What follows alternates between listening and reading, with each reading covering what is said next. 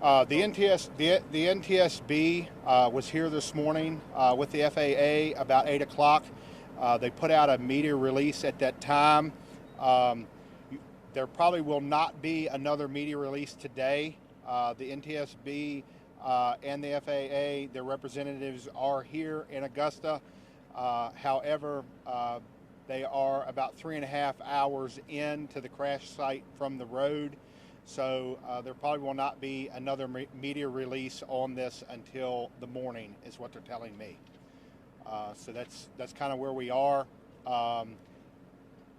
My agency is literally, we came out yesterday morning or yesterday afternoon when this happened, worked into the night with the county fire department to locate the crash site. There were no survivors, and we literally made a pin to where we could get the crews back to the site today. So that's where we are. The NTSB is in charge. They are in charge of the investigation. So any questions regards to the crash will need to go through them. Okay. Could you tell us how long it took you to reach the site and how difficult the terrain? The terrain out here, it's wilderness. It's extremely rough. It's extremely steep, and it took about, like I said, 3.5 hours to get in from the road. So it's very far in the mountain, and like I say, you're at the top of the mountain, and we're straight up in here. So. Did you get in there yourself? I did not get in. I was out here last night. I had about 10 men, about 10 deputies in there. We had our drones, and we were able to. We kind of relied on the Virginia State Police to help us. Their aviation unit came in, and they helped us with their helicopters and their aviation division locate where we needed to go. Do you have the name of the pilot? I do not. I don't have any of that. Can you say how many people died? I can't. That needs to come from the NTSB. Can you talk a little bit about the timeline when you first identified the site versus when you were able to get in? It took us. We were, we located the crash site just before dark yesterday. They were able to locate it with the helicopter, but they had to hover. We had to get the coordinates and figure out where we needed to go.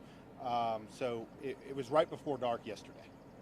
And at what time did you become aware of the? I'll have to look back in my notes on that. I don't have that right in my. I'll get you the time that the call for service came in to us, but I don't know that off the top of my head. Can you describe what it was like when that call came in? This is not something that we deal with a lot of. So, I mean, we kind of scrambled to make sure that we could get in. We dispatched numerous fire and rescue companies to try to have enough personnel that if we were able to locate any survivors, we were able to help them. So it was kind of tense there for a while trying to figure out where we needed to go. And there's no quick way to get in the mountains here. There's just no quick way for us to get in there.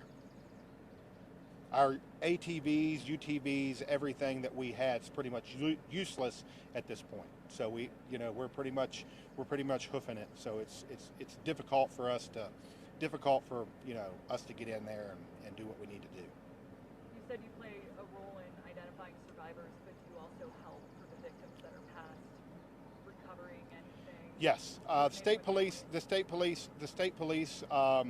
will they'll collect anything that any remains or anything that we're able to reunite the families with their loved ones. Yes. How far of a hiking is it? Say that again. How far in did you have to hike? Do they have to hike to get to this? It's about 1.5 miles in, but it took them about 3.5 hours to get there. So it's pretty rough terrain in there. What's happening in the mobile command center? The mobile command center? It came here this morning. It's been here this morning since about 7:30, 8 o'clock. It will be here until the remainder of the search. What is happening inside right now? there's really nothing going on there. It's pretty much logistics for us to where if we need to, we need to place to talk or set up stuff, but nothing's really, there's really nothing secretive going on in there behind the scenes. Can you talk next steps after today? NTSB will be able to help you. They'll be able to tell you, kind of bring you up to speed on the investigation, on what the next steps are, and recovery and all that stuff. That'll be something you need to ask and take up with them. You have the phone number and okay. Sir, could you spell your name for us, please? It's Donald Smith, DONALD SMITH. Sheriff, how many local fire rescue deputies were on duty? We had about 10 deputies here yesterday. There were personnel from at least 4 fire companies. I don't know exactly the manpower. There were about 3 different search teams that went in. We went in from the top and the bottom, so it was pretty labor intensive. Okay, the NTSB, their phone number 202-314-6100. Their email NTSB Media Relations with an S, Media Relations at ntsb.gov.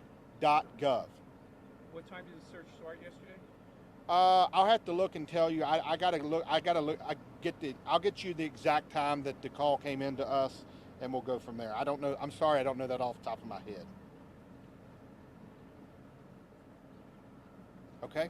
Sheriff, you spoke about how you haven't had many experiences like this to deal with. Can you talk about the experience of responding to this crash? And We've had plane crashes. We've had plane crashes in fields on the interstate. In this terrain, the terrain makes it extremely difficult for us to get first responders in. It makes it extremely difficult, for us to get any kind of recovery or anything because of the terrain. So the terrain, it's not necessarily the plane crash that's causing the problems, it's the terrain that's causing the problems for the investigators and first responders. The terrain is the problem with what we're dealing with. Okay? Thank you. Thanks, Sheriff. Y'all hang tight right here. I'll get you exactly what time the call came in yesterday. Hey, boy. So you're standing out there on this highway. Yeah. I did. But that was my fault. They didn't bring you anybody yet? Sorry if I They messed called me up. at 11:45 last night. Sorry.